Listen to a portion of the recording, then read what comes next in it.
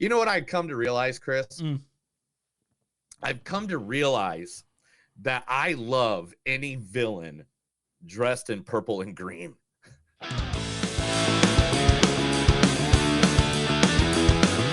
It's a show by Chris and Neil with all great movies. They are the real deal. We watch them all, so you don't have to. It's movies that don't suck and some that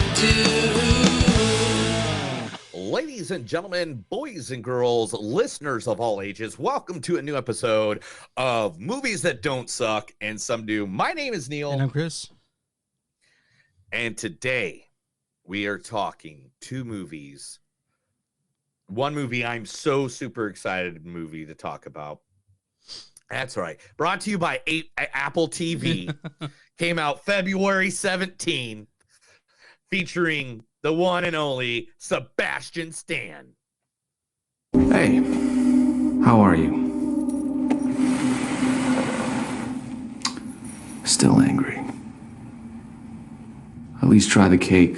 I need a shower.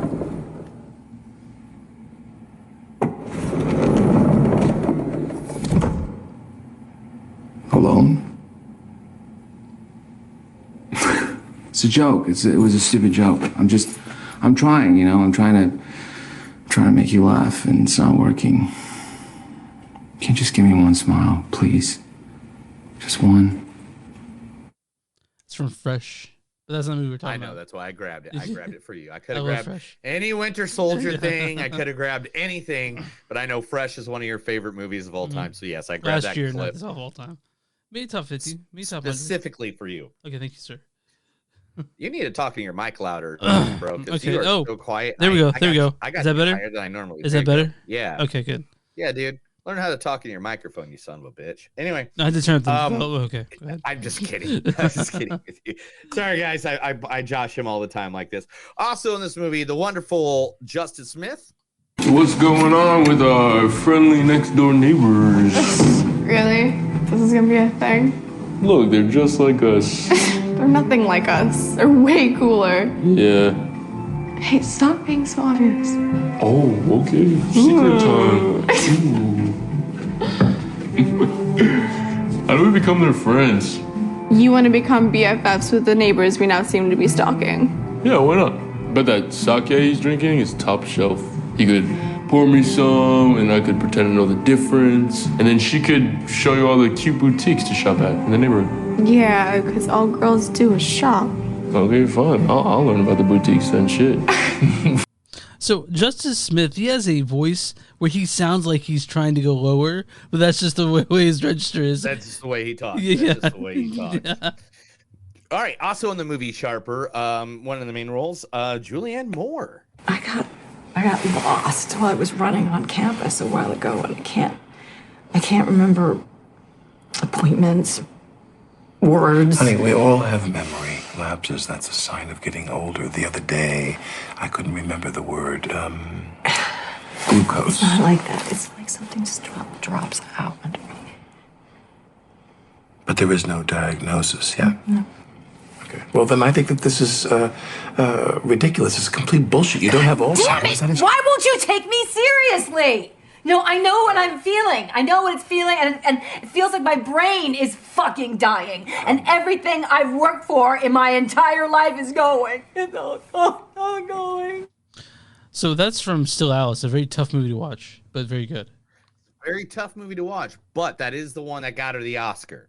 Yeah, So, it's amazing. She's amazing in it. it's an amazing movie. So Yeah. that's the one I had to pull just to Wait, you didn't give want to? Julianne Moore. You didn't want to do the Boogie Nights one where she tells Dirk Diggler to dump it in her?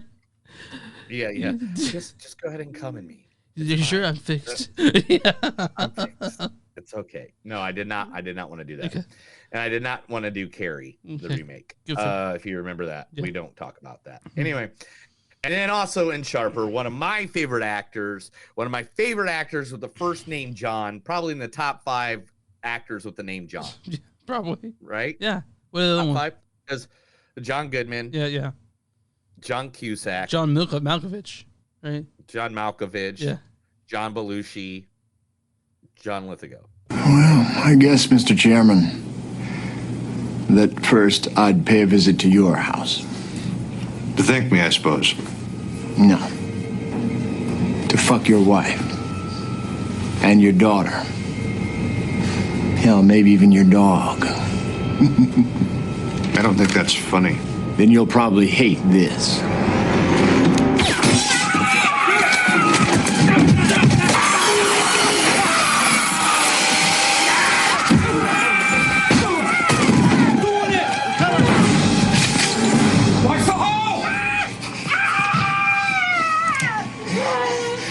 The last time I held a gun in this hand, a young man took off all his clothes for me.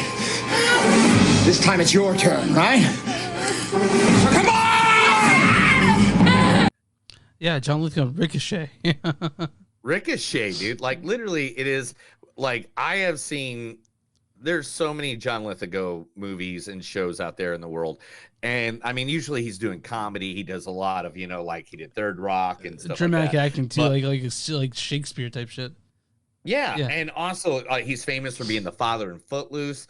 But I mean, Dexter. His scary shit that he did, like when he's the Trinity Killer and Dexter, when Raising Cain, Ricochet there with Denzel Washington from the late 80s, early 90s. Those. Was it 1990? Yeah. Yeah, like literally those movies when John Lithgow is out there being crazy, it is the ones that go. So the first movie we're going to review tonight is Sharper, which is available on the Apple Plus TV now. In some theaters. In some theaters. And in some theaters too, as of February 10th. The second movie, of course, we're going to review because I am the biggest comic book nerd. If you don't know about this about me, and you're watching, like there's several viewers now, this whole filing cabinet and these shelves are only part of my comic book collection.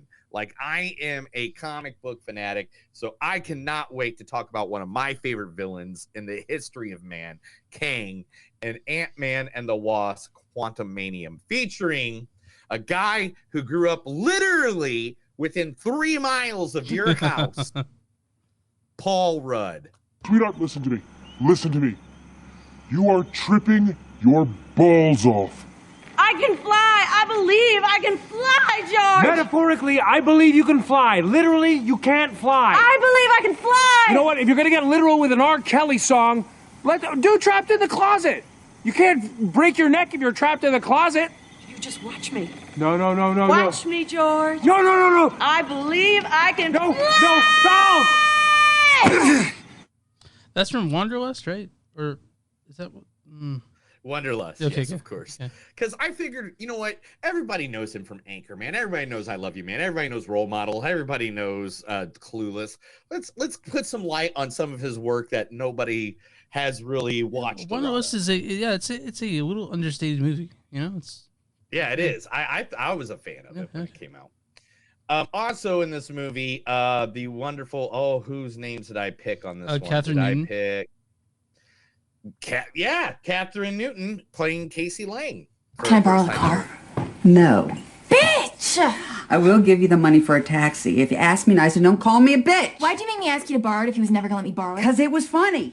Because you've been smoking pot all day. You are such a hypocrite. Hypocrite? Yeah. How? You drove drunk with us in the car when we were kids. What are you talking about? Daddy told me. When'd you see him? Don't change the subject. Did you or did you not drive drunk with us in the car when we were kids? Once, maybe. Okay, once? When he was in the middle of beating the shit out of me. Which we've only got your word about, right? Angela, for Christ's sakes. Why are you never on my side, Robbie? I'm always on your side when you're not being a cunt. Hey! There will be no more cunts in this house. You got that, mister? What, are you moving out? Ooh, burn! Ooh, burn! From 3 billboards outside Edmond, Missouri. Yeah. Yeah, I mean, she was also in so many other good movies. She was in the first movie we ever reviewed, Lady Bird. Yeah. She was also in Blockers or Cock Blockers, whatever. Pokemon, Detective Pikachu, Society, the TV series. But not in any other Ant-Man. And not in any other Ant-Man, though. The Scott Lang. No. That's because they knew they're going to make the young. I'll talk about that. Okay.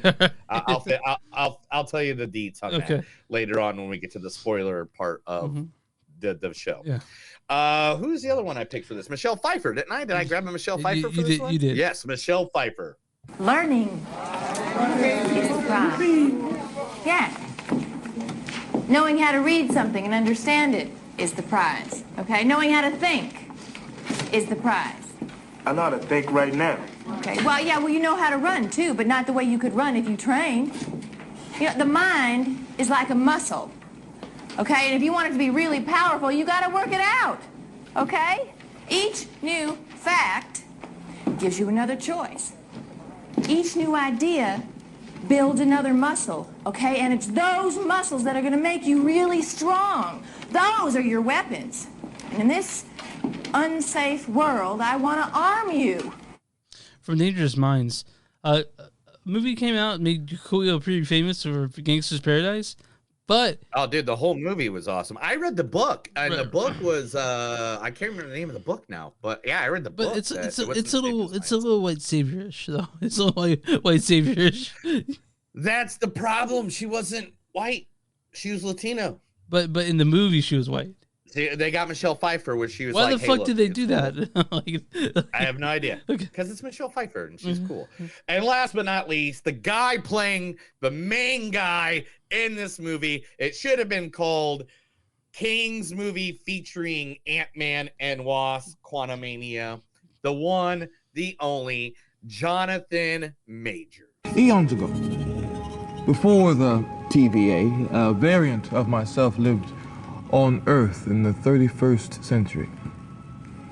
He was a scientist, and he discovered that there were universes stacked on top of his own.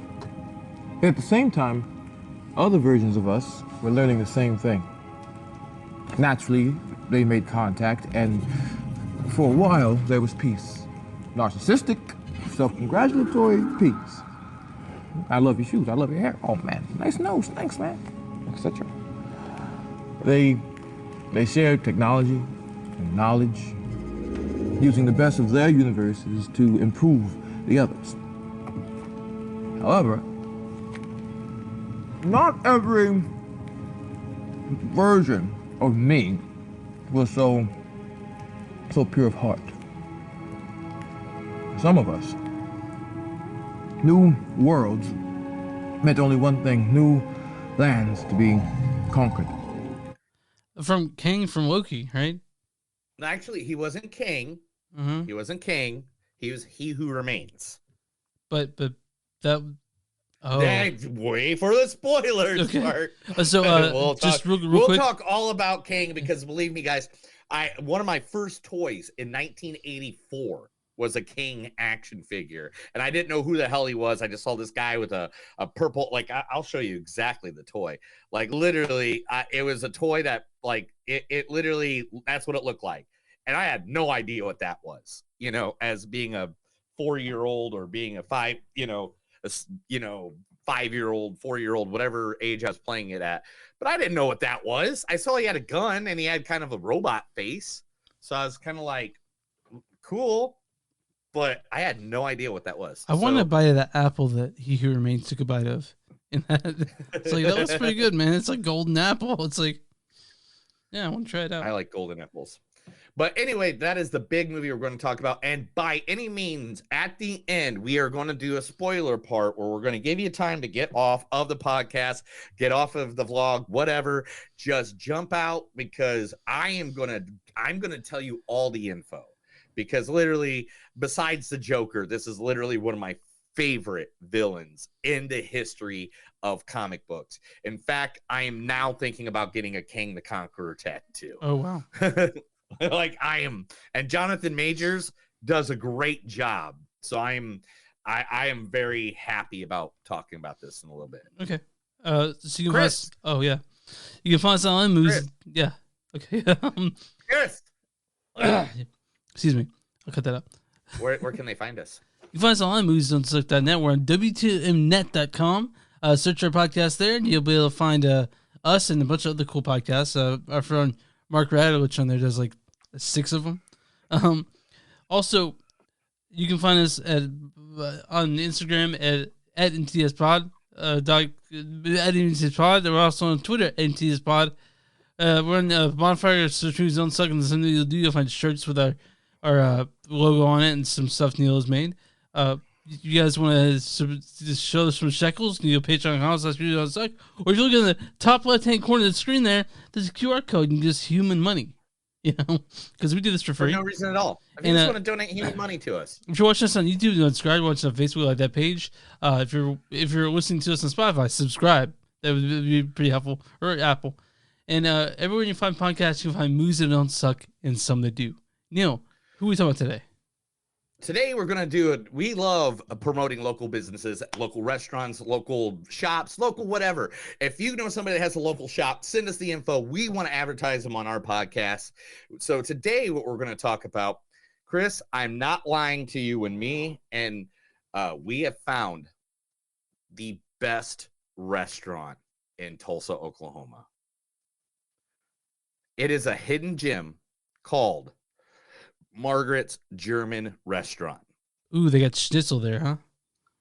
Dude, the inside of this place, old school. They got old school Bavarian cream, like food and stuff like that. All these recipes are handed down through generations. This is the cabbage roll that I had that was ridiculous to eat. There's your schnitzel right there with your homemade potatoes. Yeah. I mean, look at that. Oh, look at this huge beer. See that? See that huge beer? It makes this beer that I'm holding right here, that makes this look tiny. I couldn't even pick that up with one hand. Just a stein, a giant stein. The giant stein. Now, they're fresh German food bursting with authentic flavors. This is what Margaret's German Restaurant has to offer, serving Tulsa, Oklahoma, and surrounding areas since 1989. They provide great tasting food that's prepared daily with the highest quality of ingredients. Come out and treat yourself today with a satisfying homemade meal from their delicious menu of authentic German dishes.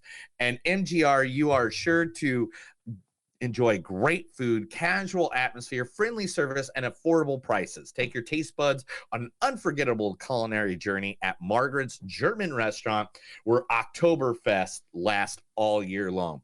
Dude, we had this wonderful waitress, right? Yeah. She was so super nice. She was helping us with the menu and everything. Come to find out, she's the owner. Oh, nice. Our waitress was the owner. She just bought it. It just got passed down to her. It's hidden. Yeah. Like, this restaurant's hidden. You have to go look for it. Yeah. You will not drive down the road and like, oh, there's Margaret's German Restaurant. Yeah. No, you have to go and find it like it's in a shopping center area. Yeah. That you have to kind of go drive and go behind like the building to find it. And we were just like looking for something to eat, and we were just driving past, and I saw German Restaurant. And I'm like, oh yeah, buddy. Yeah. And I'm telling you, me and my wife have not been stopped talking about it since the beginning of eating there. So Margaret's German Restaurant. If you don't have time to go down to their restaurant itself, I think I am hooking them up with the Oktoberfest people. So if you're in here in Tulsa during the weekend before Halloween for Oktoberfest, I believe they might be out there. If you see it, if you see the name, if you have a chance, seriously, I am not kidding. Some of the best homemade food I have had in a restaurant ever. Good. I mean, excited. I'll put it in my top 10. I'd put it in my top 10 of homemade restaurants. You have ever. to go there when we come there next time. Dude, yeah, you're going to have gas for the next few days because it's cabbage. And yeah, sure. Sauce. All about it. We'll open a lot of windows. But are you ready for this? Because let's talk about Sharper. Sharper, directed. Well, yeah, Sharper is directed by Benjamin Caron. I'm gonna pull this up real quick. Benjamin Caron directed Sharper, and he did 3 episodes of Andor, which is probably one of the best movie shows on Marvel or Disney Plus, right? Andor. Yeah. Also, he directed 1 episode of Sherlock, 11 episodes of the Crown, and this is his. So it was like this being his first feature film. This stars Justice Smith as Tom. What's going on with our friendly next door neighbors? Brianna Middleton as Sandra. I know it was hard to find a clip for her, so sorry, Brianna. Sebastian Stan as Max. Hey, how are you? Also, we got Julianne Moore as Madeline. I got lost while I was running on campus a while ago, and I can't remember appointments. Also, John Lithgow as Richard Hobbs. Well, I guess, Mr. Chairman, that first I'd pay a visit to your house. Also, this stars Hannah Dune as Brenda, Julian Giello as Jack, Philip Johnson Richardson as Tipsy, and Carrie Flanagan as LaRusso, and Samara Joy is in this. The Grammy Award winner Samara Joy is in this. Why don't you read the storyline for this one? Oh, sure. We'd be more than happy to. Motivations are suspect and expectations are turned chaos as a con artist takes on Manhattan billionaires. That is a poor description for this movie. Yeah, it is. Yeah. But you know what? We'll go with it. Okay. All right. So do you want to jump into this one or do you want me to go first? You start first. Okay. I'll Because you're going to go first on the other one and then I'm going to take it over for like an hour. Anyway, this movie is a con artist who's done it. Yeah, it's a caper. It's a caper for sure. Yeah, it's a caper movie. And it's now one, it is what is called neo-noir. Yeah. Now, if you don't know what a neo-noir film is, here it is. I gave you a good explanation for it. It means indicating sinister stories, often presented in a shadowy cinematography style, which is based after 1940s and 1960s, where it originally came up. Now, this movie has that feel to it, has a dark tone to it. You feel like something's going to happen the entire time you're watching this movie. And their storyline about following this and going along with what it is the way you do it is you're following a single character. They put it in chapters. Yeah, and that's my favorite part about how this was made too. Like they could have told the story straight up and it would kind of suck, but the way they did it with chapters, like it really puts it in a neat perspective. And even like some movies, they'll be like, let's go back and see it from this point of view. No, they make it to where it's not boring at any point. You're not retreading plot lines from the last chapter. You know what I mean? It's more of like it's more of like connecting it. You know, and so yeah, man. Keep going. I'm sorry. Yeah, so like the relationship between characters and the twist on the relationship between characters throughout this movie keeps it compelling, keeps it going, keeps the story going. And to be honest, by the end of the movie, you don't know who's screwing over who, when, where, and what's really kind of going on. You are a person who is notorious for being able to figure out ahead of time any sort of twist. So were you fooled at this at any point?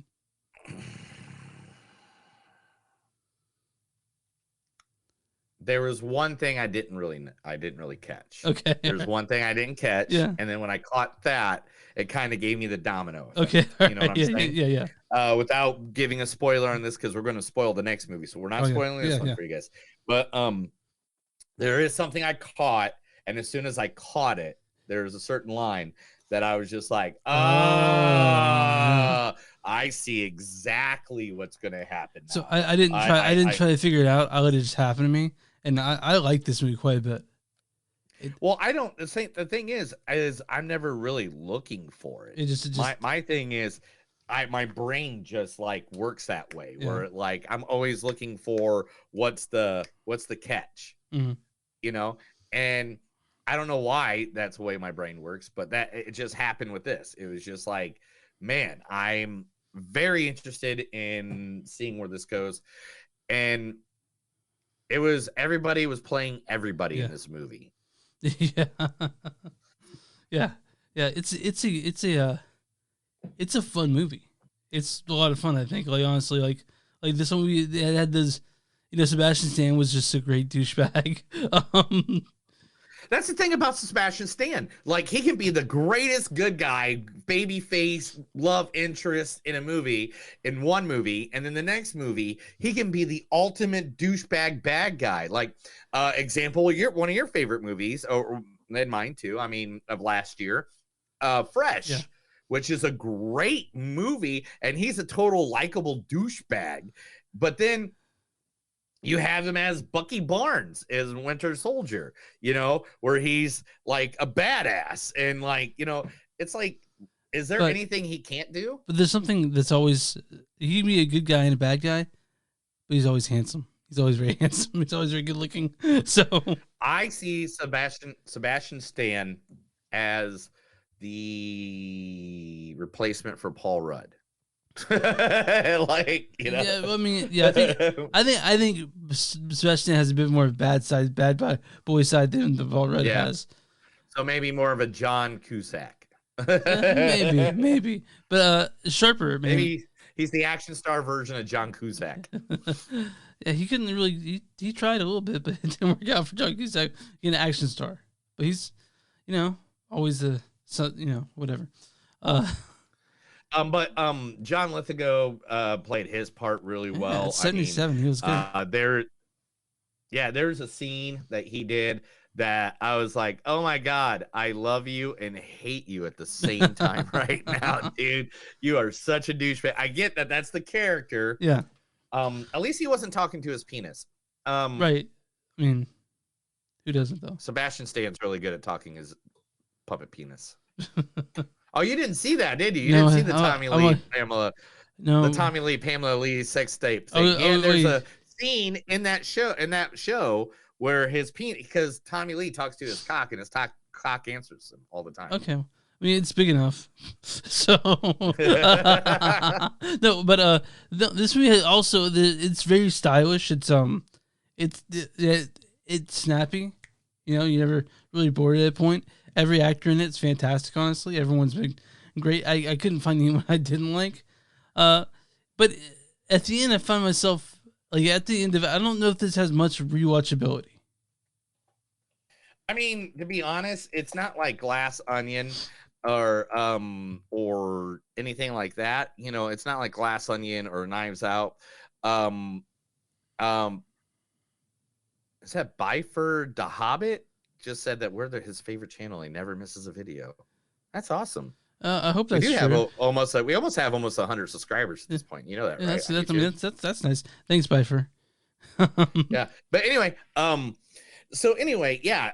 this is just this is a good one-off. You're not gonna. I mean, it wasn't that long. It wasn't like a 3-hour movie. I think it was just like a 2-hour, if that. Yeah. It's about a 2-hour movie. And to be honest, they keep it captivating enough. By any means, do I think this is going to win anybody any Oscars? No.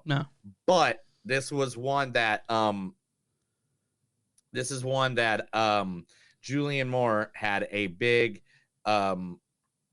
she wanted to make this movie. She's the producer of this movie, Julianne Moore. Yeah. And it was on the blacklist, which I don't know if you know this, but the blacklist in Hollywood, it's been going on since like 2005. It's like all these screenplays that people read that never get made into movies. Yeah. And she's like, I want this one to be made into a movie. And to be honest, I think they kind of knocked it out of the park. By any means, I'm not saying this is the thing that's going to change the world, but in like a year or two, someone's like, hey, I'm going to put on Sharper. I've never seen this before. I'll be like, oh yeah, I remember that movie. I can see that sort of being like I don't want to say cult classic because it's not really a cult movie, but I can see it gaining steam over time because I liked it like that. Our acting was great.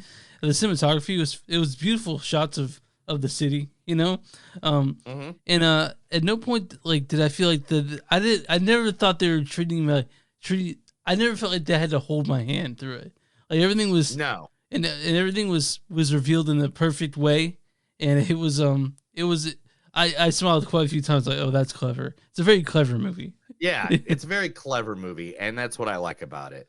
Like it kind of made me feel like, oh yeah, okay, yeah, I'm down for this. It does play with your emotions a bit. Mm-hmm. But yeah, I was all about Sharper.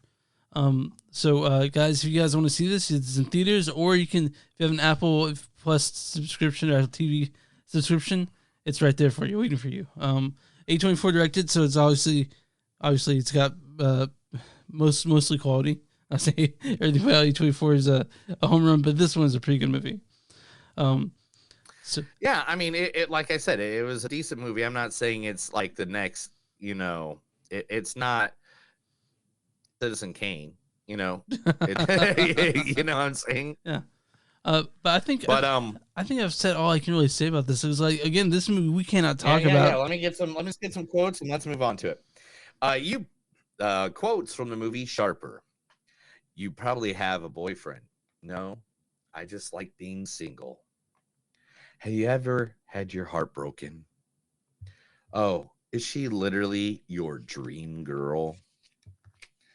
I can't take your money. Why not? It's only $350,000. Well, somebody would say that to me just once in my life. You're shaking her down. I watch you do it to parolees all night long. What's your favorite movie? Titanic.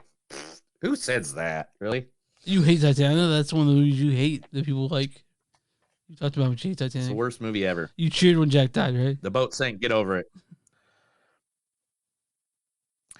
See the guy at the bar? Get him to take you back to his room. Yeah, 45 minutes. Wait a minute. What happened? What's going on here? Are you fucking him? Here's a public figure. He's a public figure. Anything you want to know, just Google it. You came up to me and you offered me cocaine. Let me teach you a lesson, son. If you're going to steal a lot. Why do I like you? Because I gave you what you want. I didn't get where I am I didn't get where I'm at because I made bad investments. Not bad for a trophy wife, huh? It's not your problem. You're not my mom. No, if I was your mom, I would tell you to grow the fuck up. I want to see him. I want to show him what he did to me. You took everything from me. I got a quick question. Where is my money? That's it. That's all of them. All right, man. My score on this is a 3.89. Like, it's not gonna change the world, but it's a very good way to spend the afternoon. Holy shit! How many pages? Yeah, and did I right? What? Sorry, I just noticed how many pages of Ant-Man I wrote. What was your score? Say it again, bro. 3.9. It's a good movie, but it's not to change the world. But it's a fine way to spend the afternoon.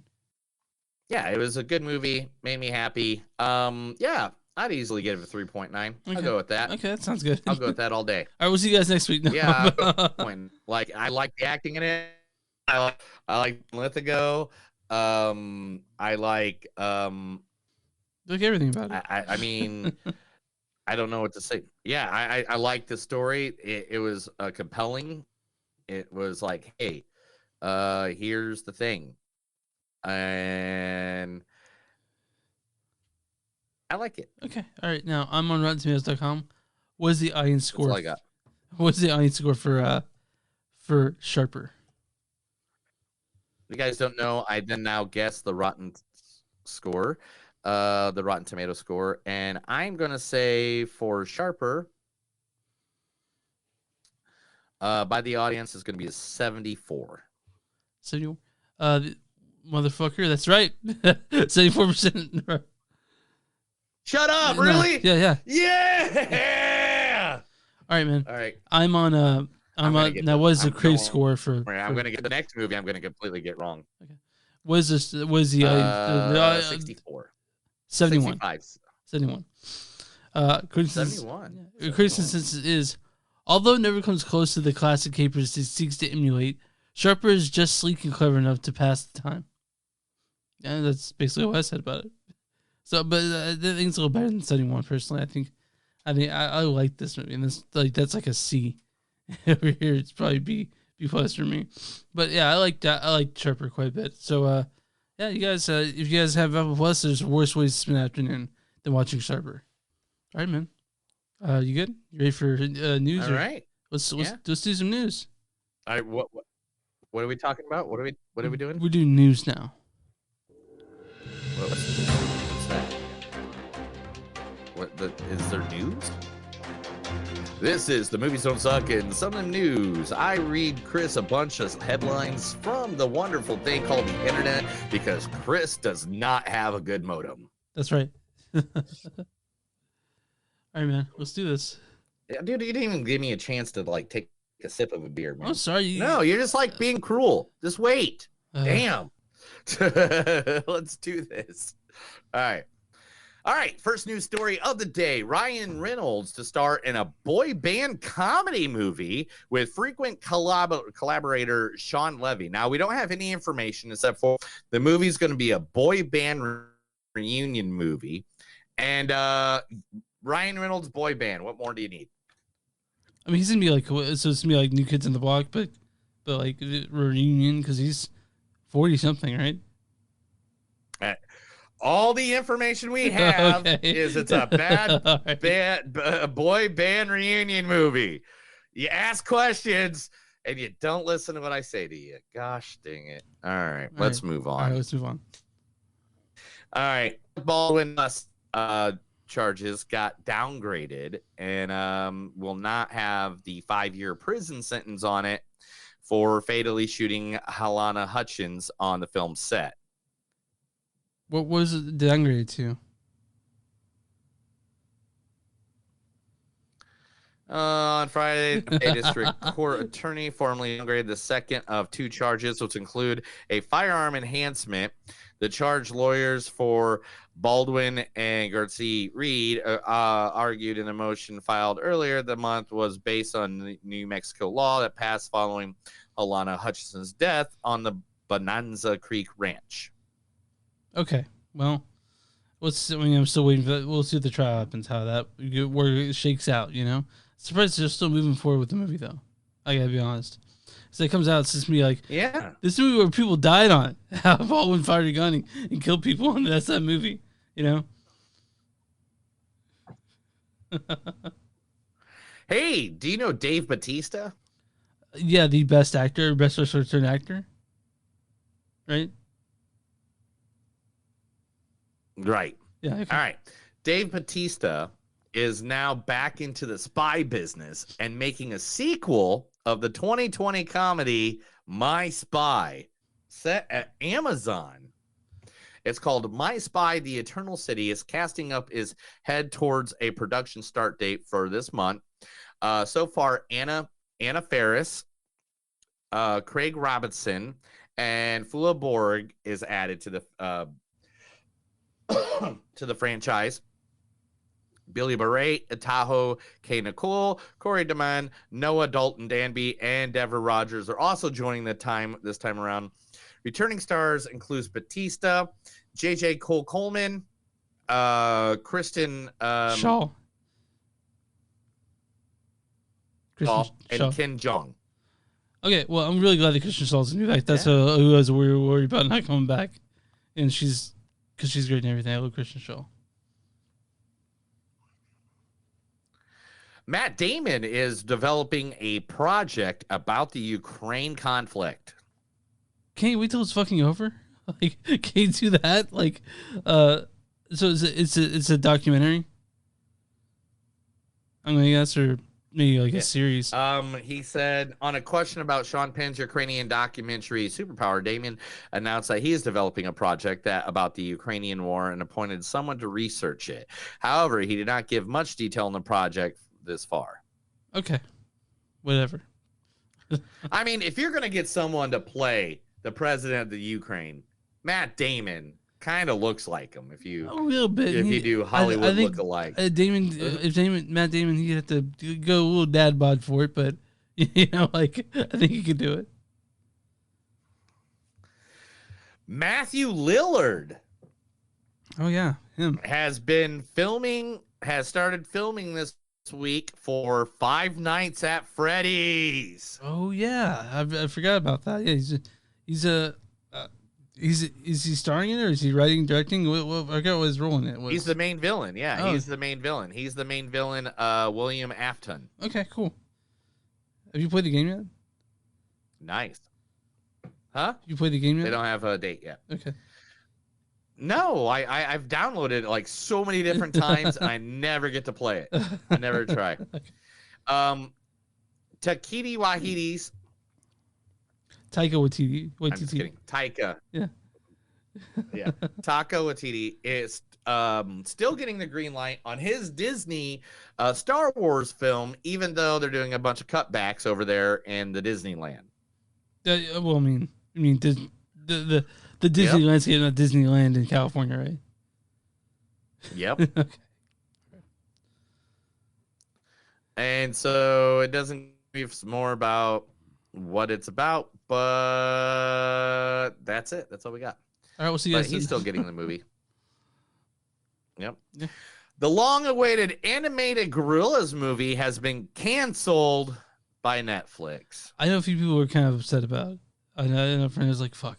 Yeah, the new record came out because co-creator Jamie Hewlett and I were often in Los Angeles, which we'll never have. Yeah, but poor Damon Albarn. Sad. Poor Damon Albarn and them. Cracker Island was released, I think, Friday, or it was released. When was it released? Third New Yorker? It was released, I think, last Friday. I don't know. It's called Cracker Island. It's got a lot of, like, guest stars like Tame Impala, Bad Bunny is in it, Stevie Nicks, Big Booty Brown, that sort of thing. There is over. Are you ready for this? There is over 1,000 versions of Avatar: The Way of Water. Well, guess what? I'm only gonna watch the one. I'm not gonna watch any other version they put it out. According to the report, the number includes a large number of different aspect ratios as well as rates being required to allow the movie to be played in 4K, HDR, 2D, 3D, IMAX, and more, as well as versions that record dubbing and hard-coded subtitles for international markets. Okay. Well, isn't that crazy to think of? Yeah. You right, pal? you got like it sounds like a drunk hiccup. So yeah, I had a hiccup. Okay. Oh, dude, I'll get another drink.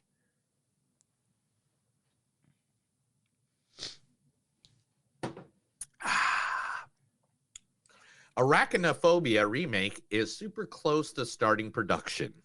Is David Arquette going to be in it? Who?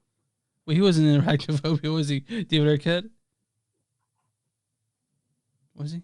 No, that's what? Eight-Legged He was. Oh yeah, in the Eight-Legged Freaks. Okay, Arachnophobia remake. Cool.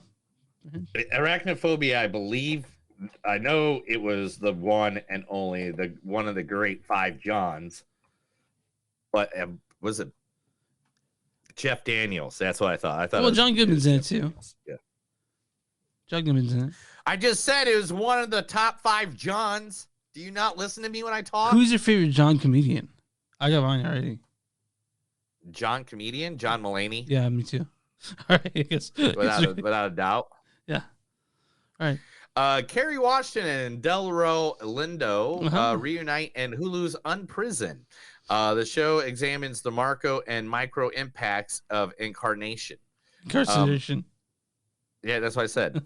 I probably should have said this early in the process, but at some point I said to them, look, there's only one person I want to play my dad, and it's Washington, explained. And that was Delroy Lindo. He's been one of my acting heroes for a long, long time. And he is. He's one of the best, anytime I see him in a movie is always a good part. He was really great in The Five Bloods. Let's talk about it because everybody else in the world's talking about it. And I know we're seeing it next week. Oh, yeah. Let's talk about it. Cocaine Bear. Cocaine Bear has debuted on Rotten Tomatoes at 100%. Yeah. It is at 100 right now. I know, but it's there were 6 reviews on it when I checked this morning. They're all positive, but I was like, but yeah. Cocaine Bear. Cocaine Bear. It just looks like a really fun movie. With the cocaine. Just so you know, at the time this being recorded, it has fallen to 71%. But that doesn't change me from. We're definitely gonna see it. No, it's 100, and I don't give a fuck what you ever say. Okay, all right. Disney has announced its next live action movie based off of a cartoon movie. What is it? What do you think it is? I want you to guess. Oh, man, I don't know. Princess and the Frog? No, that's a good guess, though. I mean, that's a really good guess. What is it? Lilo and Stitch is going to be coming. Its new live action. Doing the voice of Stitch is none other than Zach Galifianakis. We'll be doing Stitch? Yep. That's pretty cool, actually. I'm interested to hear what that sounds like. It'll be directed by Dean Fletcher Camp. And I mean, it's the story of Lilo and Stitch. You know, alien falls to Earth and lady gets her. So it's been years since I've seen it. Stitch can't really talk, right? He just speaks gibberish, right? Stitch speaks like this. It's like Mohana means family. He has such a Mohana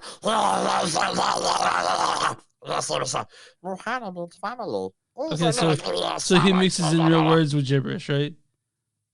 Yeah, basically. Because he's the most intelligent experiment.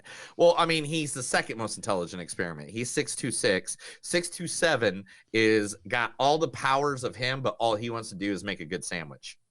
Okay. All right. Well, you know. You never watched the cartoon series? Oh my god. It's been years since I've seen Lilo and Stitch. Dude, like I've seen it maybe once, but it's got like it's popular. One of the best actors in the last 10 years came out. Mr. Rami Malek is the star in a CIA thriller from Slow Horses director James Howes. It's called Amateur. It's a CIA thriller set to be directed by James Howe, best known for Slow Horses, Black Mirror, and more like that. Let me see where the most recent draft of Amateur follows a CIY crypto. Sorry, I got a lot of indigestion from this beer. What kind of beer is it? It's the one made for that place I work for. Anyway,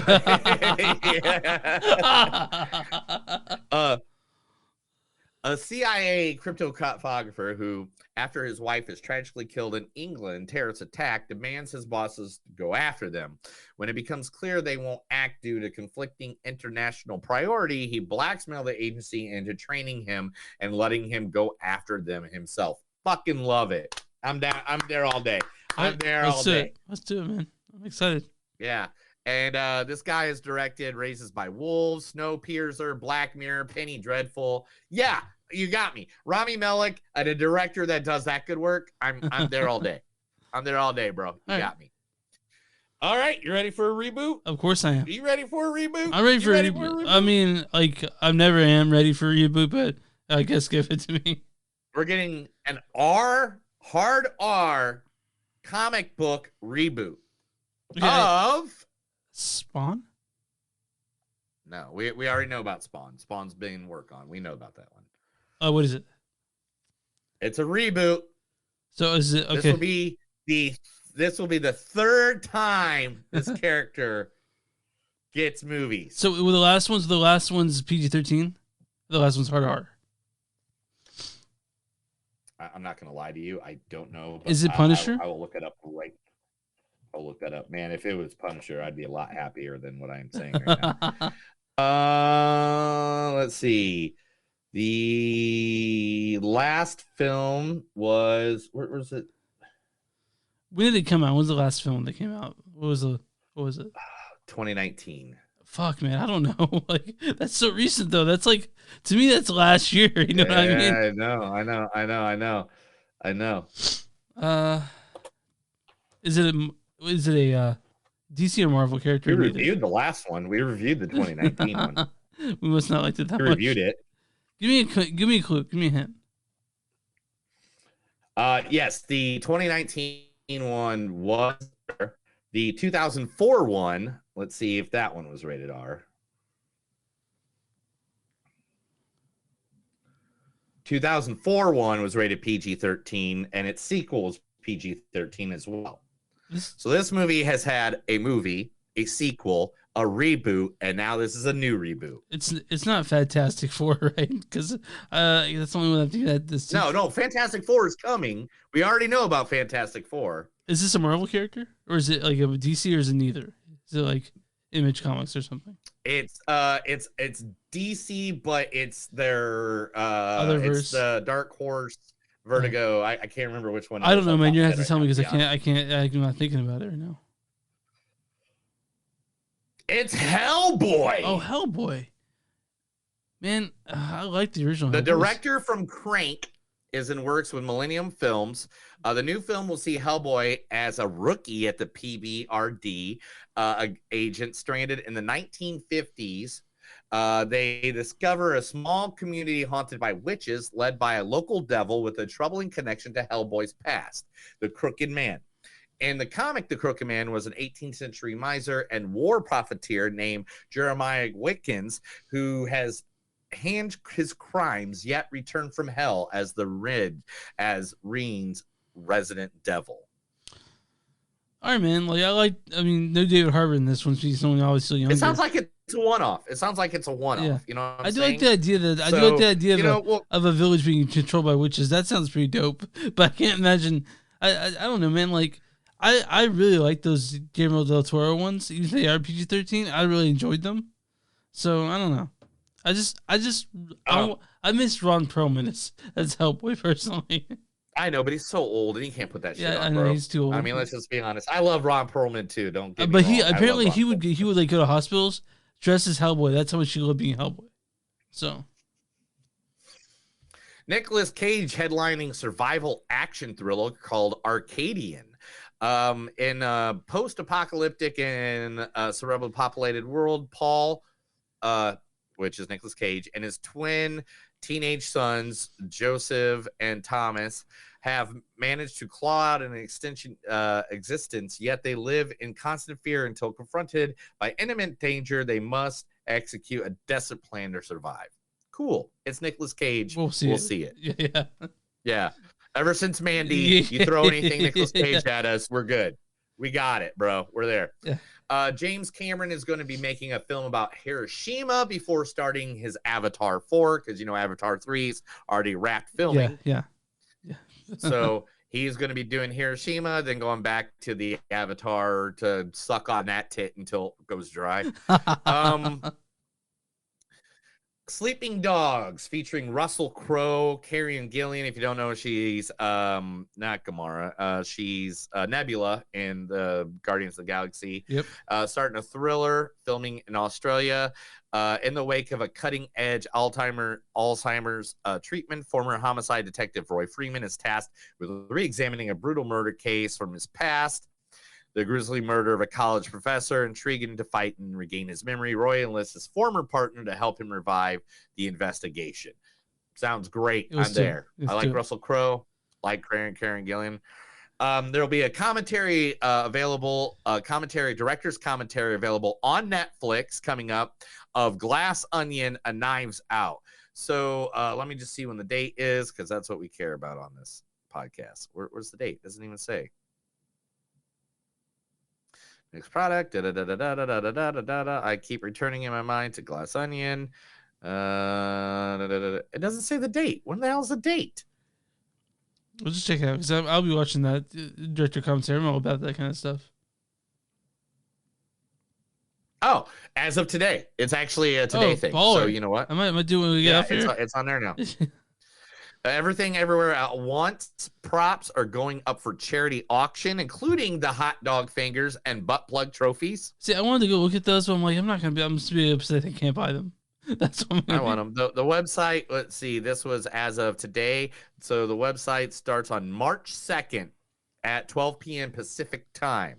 Well, that's me, Oscar-winning movie. It's at A24 Auctions website. I don't know. It doesn't say what it is, but it's A24's auction website. You need to go to that website and get you some stuff, bro. Man, because you love A24. I'm surprised you don't have A24 tattooed on your bald ass head. Like literally, like right here, A24.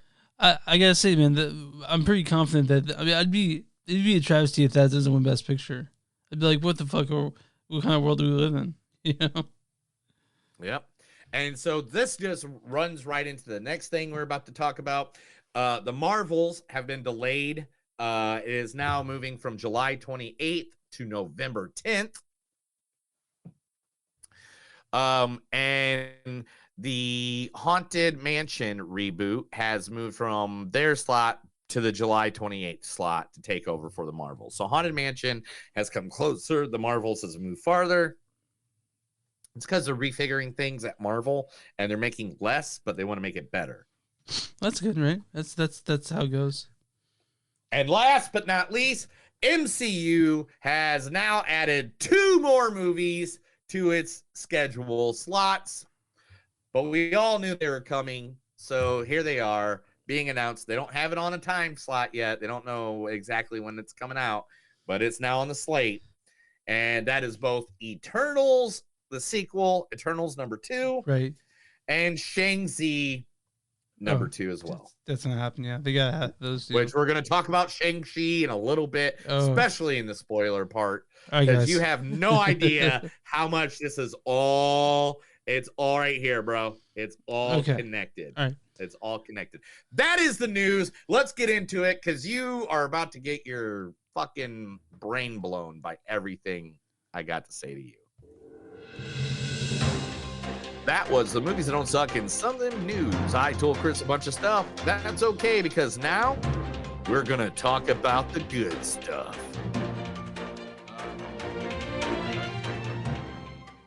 Ant-Man and the Wasp, Quantumania, directed by Peyton Reed. Oh, yeah.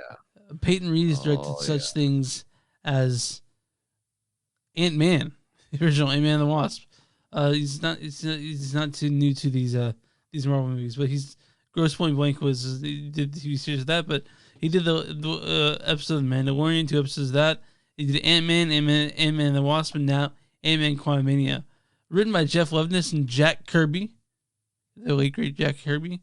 This stars the always beautiful, always sexy Paul Rudd. Sweetheart, listen to me. Listen to me. You are tripping your balls off. So he plays Scott Lang.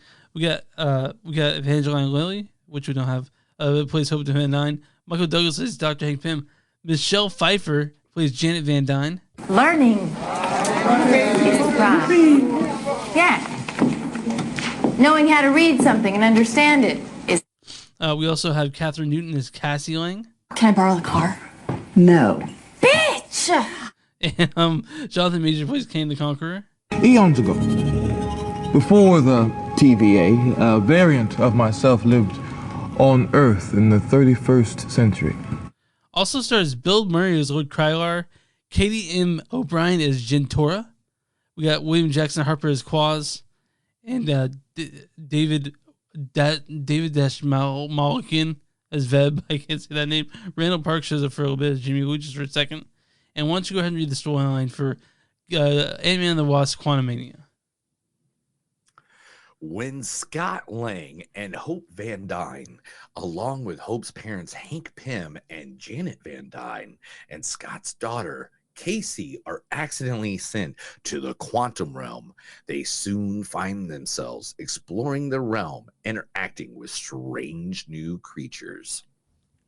So this movie, to me, seems like a stepping stone to Kang than an actual Ant-Man movie. The animated movie? What animated movie? No, I said Ant-Man movie. Like so this is Ant-Man and the Wasp: Quantumania, but I think it doesn't excel at that part, but it does a great job of making Kang, setting up Kang. You know, like the movie itself was fine. I was entertained, but this is a shadow of what we're going to see when it comes to Kang, the character, the villain. You know, I missed a few things that I wanted. Since it's a sequel, one of the things it's definitely missing for me is Michael Pena's character. I wanted to see him go through a big giant line of like 3 paragraphs just going fast. That was not there.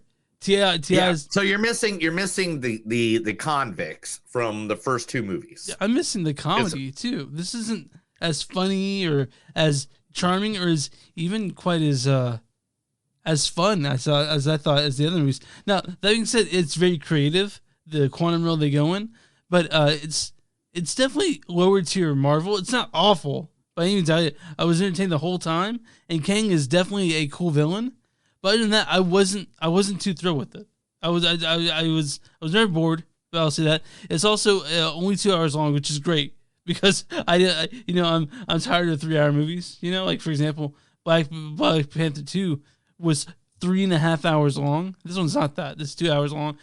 2 hours long. I liked it. It was fine. I was entertained, but to me, it felt like, okay, this is a movie setting up Kang, and that's what it was to me. You can disagree with me all you want. This is, to me, is lower tier Marvel. It's not awful. It's not Fantastic Four, but it's fine. That's what I thought. It was fine. Lower tier Marvel. Yeah. Now I'm saying though the Kang is a great villain. And I can't wait to see more of Kang. But to me, this is not like, this is, we have, it's like right here's the middle. So Marvel, let's say Endgame is here, right? And let's say that, okay, what's your least favorite Marvel movie? Yeah, What? What's your least favorite Marvel movie? Thor: Dark World. Okay. So here's the Endgame. Here's the Dark Horse, and right here is Ant-Man: Quantumania. Oh, so it's a mid tier, not a low tier. Sorry, mid tier. Dick. All right, I was gonna say, how is this a low tier, bro? What the hell's wrong with you? Don't you watch anything or read anything or like history? I thought you liked books about fantasy and things that deep dive into things. That Right, you but to me, this felt like more like fully- an introduction to Kang than an Ant-Man movie. It wasn't. The instruction to King was in Loki. I said movie. Okay. This movie. By the way, when it comes to this movie, didn't even give you that much of King. It didn't even give you that much. I know. You know why? Because Kang is a crazy villain character. Like he's gonna be the Kang Dynasty. He's a villain, but this was the introduction to me. Originally in the comics, Kang is a character that comes back a lot, and basically, Kang can be anybody, can be anything, can be anywhere at any time, all the time, anytime. He can be everywhere. He can be everyone, everywhere at all the same time. Okay, but the what I'm talking Kang is the reason the word multiverse exists. But listen, I'm not saying that's not valid. It's just that this is for people who aren't super fans of Marvel, that didn't watch Loki, didn't watch WandaVision. People who are just seeing the movies. This is their first introduction to Kang. Yeah, and it's very Wizard of the Oz. So you hate Wizard of the Oz, so it's fine. I don't hate so Wizard of I understand Oz. that you would hate it. Yeah, you do. You tell me all the time you hated that. No, Neil, you just understand that just because I don't rate this as high as you do or going to rate it, doesn't mean I dislike the movie. No, I get it. You don't like Wizard of the Oz, so I'm fine with Wizard of Oz because it's 4 people put into a weird situation where they have to go against an evil wizard trying to get back home. Okay, so who's the witch in this situation? The same person. Okay, so it's a little bit different.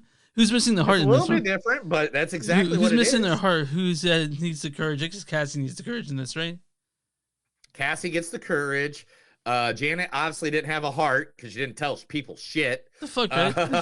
Well, hold on, we'll get into that. Scott doesn't have a brain, so I guess it's a fun movie. Okay, Dorothy? It's a fun movie, but to me, when it comes to the first Ant-Man, not near as good as the first one. Second one was, but the first Ant-Man is really fun. This one isn't quite as fun, but it is exposing. See, this is the problem now. This is the problem with comic book movies. All right. Because now they're making comic book movies for people that actually read comics and not people that are bullshit people that only watch the movies. This is stuff that is for people that actually like things that have lore, history, background, that actually like to dig deeper into their media and not just go flash watch something. So I get that. So Neil is attacking me right now, just so you know. No. I'm attacking all people that have been negative reviewing this. Like literally, for people that don't like lore, you're not gonna like this. Just like people who didn't like Lord of the Rings because it's too much lore. I get you. You just can't handle reading something for more than 5 seconds. No. Right there, you said for more than 5 seconds. But the Marvel has probably 40 characters you're supposed to follow now, and that's a lot of stuff to do. And not everyone has this room in their heart for that many characters. And that's fine, man. Like you can say that if you're gonna see this movie, that's fine. But you can't say that this movie isn't for everyone. No, I'm just saying that this movie, what if you go in there and you're not deep diving into it, you're going to have a good time. The characters, you find a relationship between a father and a daughter that builds. You find the relationship between a mother and a daughter that builds. You find a heroic spot where a guy who's never been the savior of any one of those movies becomes the savior of this movie, of Ant-Man 1 or 2. Then you have, like, there's so many parts in this movie that actually, and the villain himself is actually just trying to save reality. He's Thanos. He has a point. That's what you're saying. Yeah. And that's the thing about Marvel. Because all good villains have a side to where I kind of get where they're coming from. I get where they're coming from. And Kang, being one of the best villains ever in cinematic history, literally has the best point of all. Like, he is just like, hey, you guys fucked this up. I need to correct it because you fucked it up. All right, man. Do you want? So I don't want to give too much of Quantumania away, because Neil has a lot to say about it. We're an hour and 10 minutes in, and Neil's gonna be talking a lot about Easter eggs, and we want to talk about the plot itself. Since Marvel movies are all about exposition and no one wants to give anything away, me and Neil aren't those people anymore. First 30 episodes, we were like, let's just talk about it. No. No. I'm gonna give my score. Neil's gonna give his score. He's gonna throw it out, and we'll have a score, and then we'll see it next week. And then Neil's gonna hit the spoiler timer. We'll give you time to get off your bike, or pull out your earbuds, or just click out the video.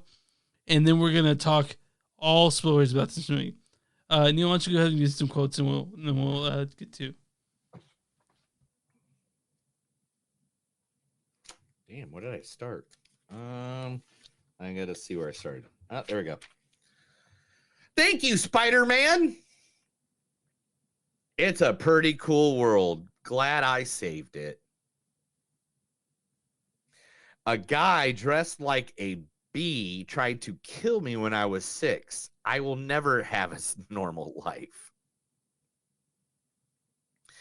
I wouldn't fight Captain America. I'm not insane.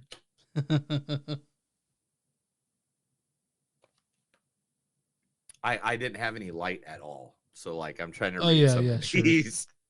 Sure. Like, I was with my wife, and, there's a pretty crowded theater. We love camping. We've never been camping. Yeah, but we always talked about it. Yeah. It's a secret universe beneath ours. Drink the ooze. Drink the ooze. Drink the ooze. Holy shit, that guy looks like broccoli.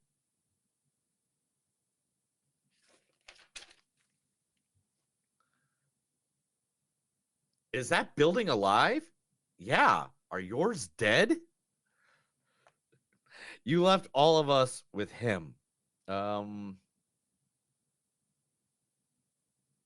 I'm sorry. My handwriting is really sloppy, so you're going to have to edit some of this. Yeah, it's no problem. I can do that.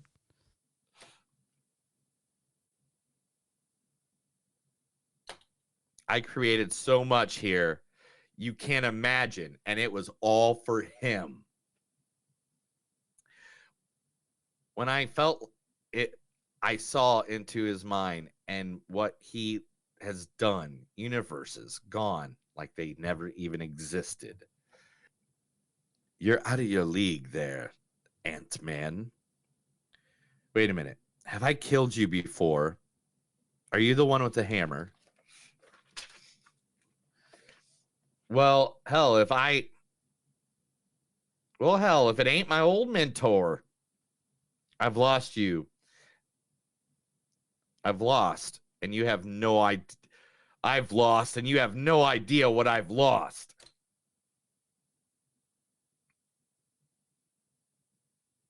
History is not written, it is forgotten.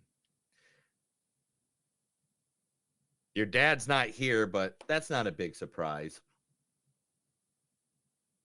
I have holes. Do you have holes? I have 5. Nice. It's never too late not to be a dick. You know, Scott, you're always a brother to me. That's the first cake I've made since 1997. And that's all I got. Some of them are so messy. I couldn't even read what words I wrote, bro. All right, I'm not even lying. what's the score in this? Man, the first movie of Phase 5, I'm literally, because this is the first movie of Phase 5. So all those other movies don't exist. This is the beginning of the next phase. I have to give it a 4.2, man, just because. Are you shitting me, really? Yeah, dude, I love what they did with a character that I just not ever think would be on the big screen. Okay, fine. And I mean, not just one, there's 2 characters they put in this fucking movie that I did not think would ever be in a Marvel movie. Me and my wife laughed, we cried, we had a good time. What did you cry at? When somebody died. Like literally, like it was a sad okay, moment. we'll talk about that. Yeah. Okay. Your 4.2, mine's a 3.5. Nice. I'm saying, like, if I'm looking at this as a standalone movie, separate from all the war, separate from anything that's coming next, it's a 3.5. But if this is setting up Kang, which it's going to, Kang is the best part of this movie, in my opinion. The best part. I'm gonna give it like a 3.7. But to me, it wasn't. It was mid-tier Marvel. It's not the. No. So if Harry Potter, Oh my God. Deathly Hallows Part 1, Deathly Hallows Part 1, that's a standalone movie. Not with This is any not of the other. This is not like a sequel to. I mean, they're saying Kang. It is a sequel. What the fuck are you talking about? It's Ant-Man 3. Okay, no, but I know, but this is a whole different story. But they're saying Kang. To me, this movie is a set of Kang. It was that 30 other movies, 5 TV shows set up. Yeah, but you're not changing my score. Like this movie was okay. It was fine. But my score is I get it. Like when you watch Return of the King and you don't watch any of the other Lord of the Rings, or when you watch Star Wars Return of the Jedi and not anything else, or Attack of the Clones but not anything else. Yeah, what's the audience score for this movie on RottenTomatoes.com? It has to be 75 at least. 84%. They like. Yeah, I knew it'd be higher. Now, what's the critic score for this? The critics is probably like 20%. They hate comic book movies. It's a 49%. It's not 20%. Yeah. They hate Here's their consensus. Oh, their consensus. I bet they all read comics. Ant-Man and the Wasp: Quantumania mostly lacks the spark of fun that elevated earlier adventures, but Jonathan Majors' Kang is a thrilling villain poised to alter the course of the MCU. They kind of nailed it for me, honestly. But I didn't give it as low as they did. But like I said, Kang is pretty fucking cool. Yeah, but I didn't think it was. Amazing. I didn't think it was fun as the other Ant-Man movies personally. So yeah, I mean whatever. All right, I think we're ready to spoil this thing. So why don't you set that up, the spoiler part? What? Set up the spoiler part where you spoil it. All right. Everybody, we are now going to the spoiler alert time of this film. That's right.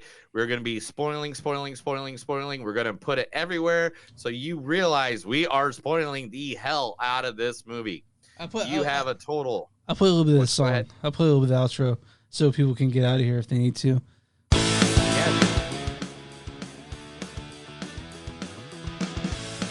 Oh, the next movies we're going to be doing is Cocaine Bear and whatever we find online. Yep.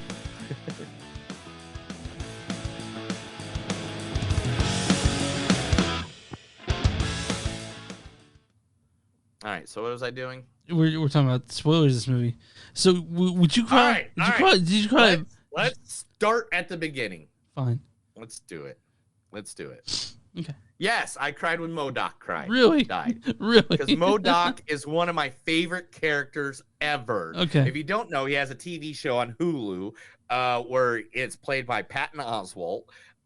Great comedy show. It's like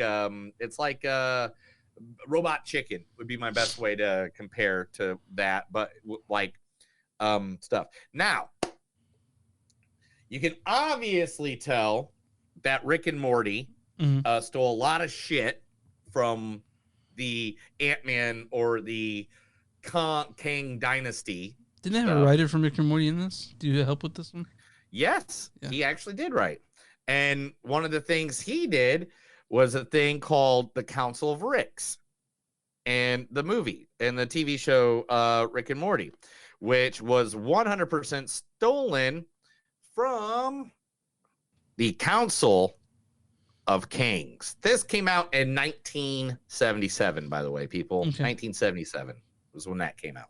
So just to tell you that most of the stuff from Rick and Morty got stolen straight from King. Now, questions away. Let me hear your questions before I give you information. So, did Kang originally show up in Ant-Man comics, or is he something separate? Kane's first appearance was... Where is he at? Boom. Kane's first appearance was in of Fantastic Four number 19 in October of 1963 as Rama Tut. He was Pharaoh Rama Tut. He was a time traveler. Now, here's the thing about him. He is the far descendant, because he's from the 31st century, of Reed Richards, the leader of the Fantastic Four. Oh, okay. And one of their first, literally, Fantastic Four number 19, the 19th episode ever, comic book ever, of fucking Fantastic Four was against this guy, Rama Tut. Then he came back years later as King the Conqueror against the Avengers in what is that? Number 8 of the Avengers. So one of the first villains as King the Conqueror. So what happened was Rama Tut, he found a time traveling device done by Dr. Doom, and he took it from he made it better and took the armor that he made. That's all just armor. He's just a normal human guy. He's just normal. He has no powers except for being super smart. Like, that's it. Like, he's wearing a suit, just can do shit.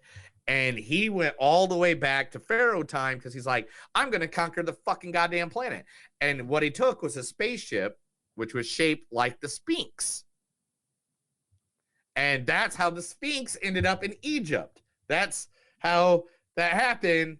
And that's how the world's never been able to explain how that popped up in Egypt. That's what Marvel's answer, Stan Lee and Jack Kirby's answer was for that.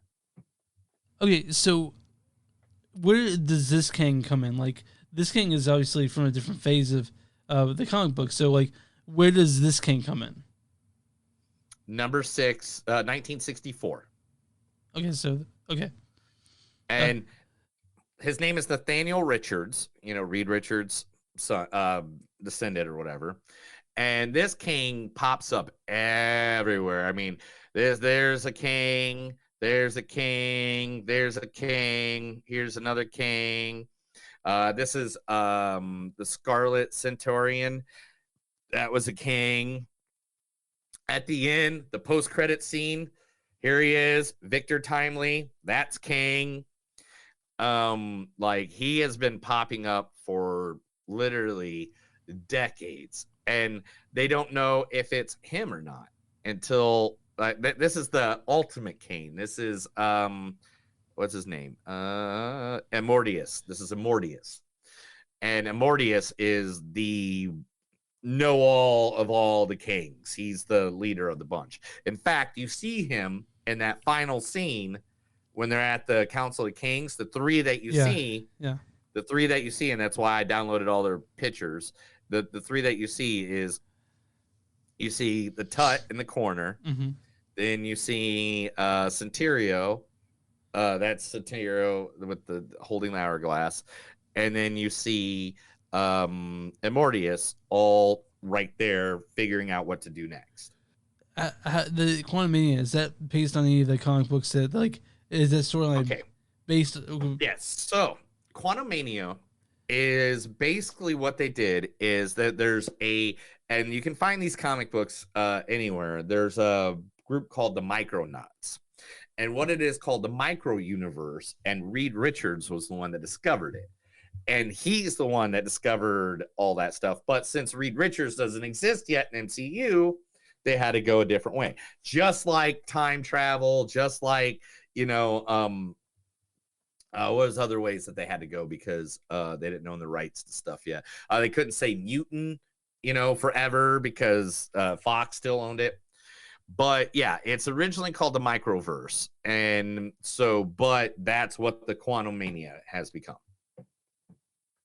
Okay, so is there storyline directly from that, or is it just changed up for the movie? It's changed up. It's a completion of the King Dynasty, which is a comic book. There is also Secret Wars, which is from 2015. That's going to be the next. That's the King Dynasty to Secret Wars. King Dynasty. Okay. In the comic books, I'm not saying this is what's happening in the fucking movies, but in the comic books, the King Dynasty basically turns on itself, just like it said in the Loki show, where timelines are now combining each other. Insertions, which you heard from the Doctor Strange into the Multiverse of Madness. Insurgents are timelines fighting each other, trying to get rid of each other, and they fight where either both of them are gone or just one of them survive. So Kane start following on into each other, and Kane the Conqueror finally goes, "Hey, dude, I don't know what the hell to do," and grabs the heroes from Earth 616 to come fix it. Okay. What in your eyes? Well, this is a prediction from Neil. Who are the Avengers going to be in the King Dynasty? I have no idea, dude. I've been contemplating this for like the last 48 hours, dude. Like, I know we got Captain America. Yeah. Falcon Captain America. We have the Hulk. We have we have Hawkeye. We have Ant-Man. Scarlet Witch is still around. She's now good again. Ant-Man. Doctor Strange is around. Spider-Man still around. They still remember Spider-Man's the Avenger. They just don't remember he's Peter Parker. Yeah. But we also have the Thunderbolts coming in too. What, the Eternals? Then you got the Eternals. Yeah. And Shang-Chi, Shang-Chi was an Avenger at one point. So you're kind of curious about who the next group of Avengers are going to be. Thor, yeah, right? No. Thor can be back in it. Yeah. So yeah, it's a wonder. I do need you to explain something. So Michelle Pfeiffer, was she in Ant-Man 2? She was in Ant-Man 2, right? Yeah. Ant-Man and Wasp. Yeah. So she was gone for 30 years in the quantum realm. Yes. Did she age? I totally forgot about this. She aged while she was there, right? 30 years? Yes. Now, real quick. So I thought time worked different in the quantum realm. Because fucking it was Ant-Man was in there for like a couple, for 5 years, but it felt like a couple minutes for him, right? Yeah, it just matters what part of level of the quantum realm you're on. That's what they didn't describe the best, but in the quantum realm, where they met Janet to grab her, get her the hell out of there. That'd be like you being on the edge of the Milky Way galaxy, like right outside the Milky Way, saying, "Hey, man, I'm over here. Come pick me up," so people on Earth don't know I was ever here. That's how far away that is. Okay. The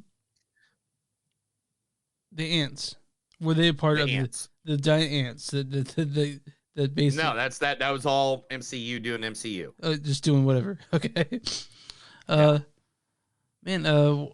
Was the goo monster part of it? That seems like the one that wanted the holes. Yeah, that seems a very I've never seen that before. That seems like a very Rick and Morty thing. So much. Do you know how many things I looked up trying to find out who the hell that is? I have no idea. I had fun with it though. Quaz was part of it though, right? Quaz was a Marvel character. Sunhead too. Okay. Oh, poor Sunhead. I know, right? I was very upset about that. Yeah. All right, cool. Let's go over some things I did write down so people have some information. Okay. Keep going. If you notice, everything is circles with the technology. which then leads back to the 10 rings of Shang-Chi, Yeah. the bangles that Miss Marvel has in the Miss Marvel universe. Also, all technology of the Eternals that the Eternals have is all with circles as well. So that is going to go back to that Kang is probably the guy who created all of this technology that's been seen in part of Phase 4 into the Phase 5. So no more Stark Industries. No, Stark's dead, dude. He died. Let's see. Of course, the book Looking Out for the Little Guy. We first got wind of that in Wakanda Forever. It was on the news. Jimmy Woo eating lunch with him because they, had that weird thing in Ant-Man and Wasp. You want to get dinner? Be like, I got something to do. I got nothing to do. Casey, who's Ant-Man's daughter, is a superhero in the comic books. Her name's Stinger, which her suit matches the Stinger costume. Let's see. The audiobook was telling the story of Smart Hulk turning him into a baby. The pizza being made big was a nod to Back to the Future, because if you remember, Ant-Man in Endgame was the one that says, so Back to the Future is all a big lie. Well, shit, so they're giving another nod. Now, MODOK, aka Darren, he was the villain that got shrunk into the quantum verse, weird like, which only his head was big and his body parts were wrong. Well, MODOK in the comics is not that. MODOK was a scientist named George Tartolini who worked for AIM, which is Advanced Idea Mechanics. That's like the evil version of Hydra or Shield or whatever. Can I interject with a question? Is there more things about Lord Krylar? About who? Lord Krylar, Bill Murray's character. Oh, Lord Carler. Yes, I do have a whole segment on him. Yeah, cool. Actually, it's the next one underneath awesome. MODOK. Great. Yeah. So anyway, he was tortured. MODOK was tortured by AIM, which then made him like that with the big head, small body. And originally, MODOK was mechanized organism designed only for computing. And then MODOK overthrew AIM, became their leader, and that's when he became the mechanism organism designed only for killing. So that, I think that's cool. Like I said, I got it right here. A quantum realm is designed after the microverse in the comics.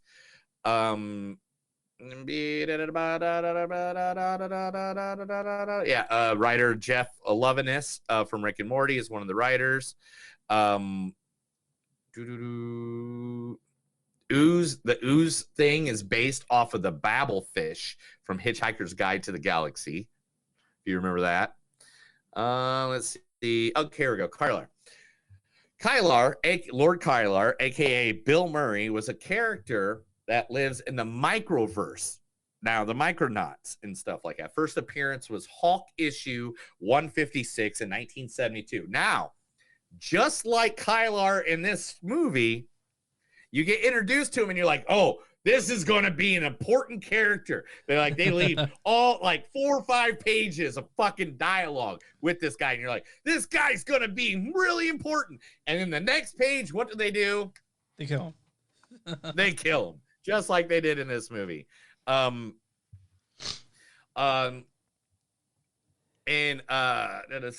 In the microverse, he had been conquered by an evil dictator. Kylar is the servant of that evil dictator, and he dies just like he does in the movie by the thing, an alien thing that he was eating or whatever. The dictator was taken down by a rebellion, just like in this movie, in that Hulk movie of the microverse, or the Hulk comic of the multiverse. And the woman's name that led that rebellion in the Hulk comic was Jarillo, similar to the lady's name in this, which was Jantaro. So obviously they're stealing from that. Ship controlled by arms seems to be like how all the ships drive in space. Like Thanos' arm was the same way. Remember Peter Parker and Iron Man? You know, you gotta act like you're a big guy. The line "You are playing with time like children," which leads to the interdimensional war, was actually a line they took out of the Council of Ricks. Yeah. From Rick and Morty. I thought that was really cool. The power of the rings in Shang-Chi went from orange to blue when a player put them on, just like the blue energy blast. Oh, okay. A king. Right. The perfect circle timeline is exactly a line directly out of the 2015 Secret Wars comic books. At one point in the movie, they talk about Shangri-La's cat. Do you know that theory? Schrodinger's cat. Yeah. I know Schrodinger's cat is. What's that theory for all the listeners? Man, it's kind of hard to explain because I just know that I wrote it perfectly. So okay, here. yeah, there you go. It's a mathematical thought experiment. If a cat is fed poison and then sealed in a box and you can never see it again, that cat has an equal probability of being alive or dead, in the sense that the cat is alive and dead at the same time. Yep. You got it good. I love that theory. It was a theory I loved many, many years. This Dynasty of Kang is the next thing. Kang crushes the Ant-Man mask with his boot, aka just like Nick Fury, Ant meets boot. Yeah. Originally, Scott and Hope are going to be stuck in the quantum realm, but they rewrote the script to bring them out of the quantum realm. Now, that's all the little. I've jumped over some stuff because I see that we're getting a little long. Okay, can you explain to me Kang's scar on his face? Oh shit! I actually had that and I passed it here.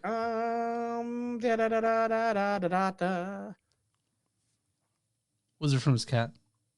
No, it's not from his cat.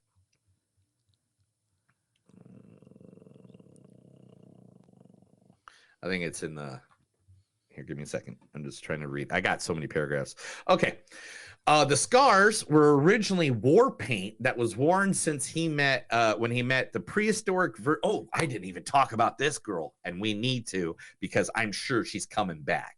Okay. All right. Her name is Rhonda Renslayer. That's the girl that was the girl that was that if they didn't have her, they would have gotten Gina Rodriguez to do.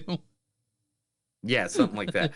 But anyway, Rhonda Renslayer was in Loki. She was the one at the end that like she was leading the TVA. Yeah. Well, Renslayer is Kang's love across all the universe. He actually in the comic books took her essence and threw it across the entire timeline so he can run into her and save her in different timelines. Right? Yeah.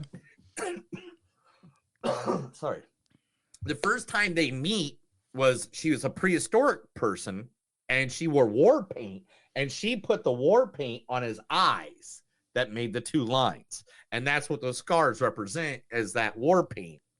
Okay. That he put on his eyes. Good question. Why was he trying to take Janet with him at the end? The Kang was trying to take Janet back to the time machine. Why didn't he kill Janet? Why did he keep her around? Probably because she was smarter than everybody. Okay. Like she did help him rebuild his machine, or try to she did help him rebuild that machine and then take it away from him. Why didn't he kill? He had so many chance to kill Scott and Cassie, and why didn't he do that? Because it's comic books, dude. Okay, all right. Why does the bad guy always explain their big fucking luscious plan and then fuck up and let the hero go? Yeah. You know. All right, so post credits. Let's talk about this, and then we're out of here. Okay. And then you can go, not be annoyed by me and my knowledge. But anyway, first thing you see are blue squares. Everybody keeps popping out of. Yeah. Right. Yeah. Just like Reed Richards in Doctor Strange, the Multiverse of Madness. Right. Right. Those are the time. That is the time jump. And how to get from one place across universes that was designed by Dr. Doom in the comic books. When's Doctor Doom going to show up, by the way? It has to be Fantastic Four. He Okay, has to. all right. Because to be honest, like King the Conqueror and Doctor Doom love each other and hate each other at the same time. Oh, like they're they've been like, hey, we're gonna partner together, and then one of them screws the other one over. Okay, you know. That's how it goes. Now, the Council of Kings is obviously now sitting in the Citadel, which was at the end of Loki, Yeah. which was the end of time. Yeah. So nobody can detect where they're at. The Council of Kings came from the Avengers comic book 292, which they said it was in limbo in the comics, but you know. Pharaoh Ramatut was teased in the Moon Knight show. That was the one standing on the left. The cyborg-looking one is the Scarlet Centurion, who King becomes after the final Fantastic Four kicks him out of ancient Egypt, and also his son became him at one point. And Immortus was the older version of King, who's manipulating the entire council.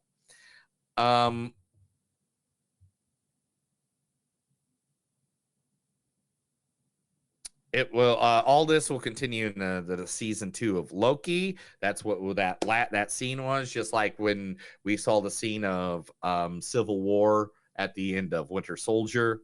Right. The Kang variant, Victor Timely, in the comics, went back to hide from the Avengers to become an inventor and scientist. He forms a new Chronopolis, which is a floating city called King City, inside the city of Timely, Wisconsin, in the early 1900s. He found a robotic corporation that forms the entire century he posed and he possessed, and he posed as his own son and grandson, saying that the father died when the other one was born. Okay. This gives the notion that because Morpheus, aka Owen Wilson, lost his memory in Loki season 1, that in season 2 he'll be trying to convince Morpheus that King is the real threat. Are you saying Morbius or Morpheus?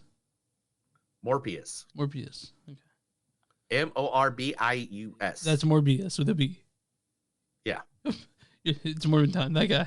You're talking about it's Owen Wilson. It's Owen Wilson's character in Loki. Okay. Now, this is the thing that everybody needs to realize, and this is it.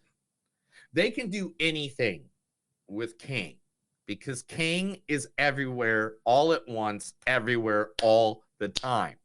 And on top of that, bottom line is this. In the comic books, literally, he was getting defeated by the Avengers, Captain America, Iron Man, Thor, all them and stuff like that. And they're like, we don't understand why you keep popping up because guess what, dude? We're just going to kick your ass every time you show up. Yeah. And he's like, yeah, but soon you're going to be dead. And I control all of time. Right. And then when you're dead, all I'm doing is making it easier for me to conquer the world after you guys are all dead. So how do you defeat something like that? You don't. He's never ending. That's what I'm saying. He's a bigger threat than anybody that's been in the Marvel universe so far. Period. But they're gonna have to figure out a way to defeat him. That's the way the movies work. They're not gonna have Kang survive. I mean, like, where do you go after Kang? Where do you go? Jesus Christ, obviously. Avengers. All right, on that note, we're out.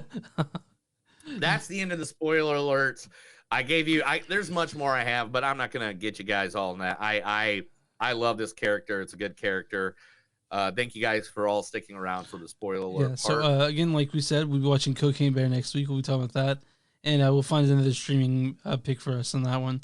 You can find us on movieszones.net. We're on Facebook at facebook.com/movieszonespodcast or wtmnet.com.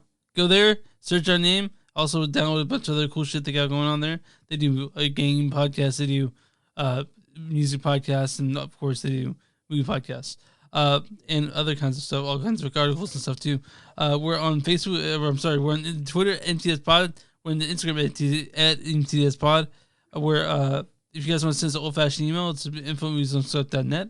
or moviesandstuffpodcast@gmail.com. If you guys want to give us some money, look at the top left-hand side of the screen, and you can give us human money to help keep our bellies full.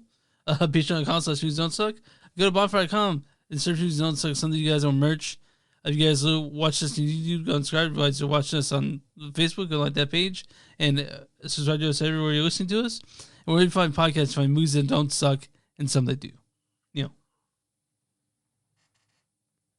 Yeah, what's up? What do you do for small businesses?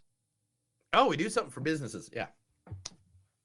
If you got a small business, or you got a friend that has a small business, or you got hundreds of friends that have small businesses, send me that information. I want to promote them right here on this podcast for our thousands and thousands of listeners, our millions of followers. Oh my God. Wow, that was bad. I don't know what that happened. Ooh, that was a bad thing. Yeah, gasping for air. I died there. Woo. But anyway, send us your information. We'll be more than happy to help them out because that's just the way it is. It is. That's another episode of Movies That Don't Suck and Some That Do. My name is Neil. And I'm Chris.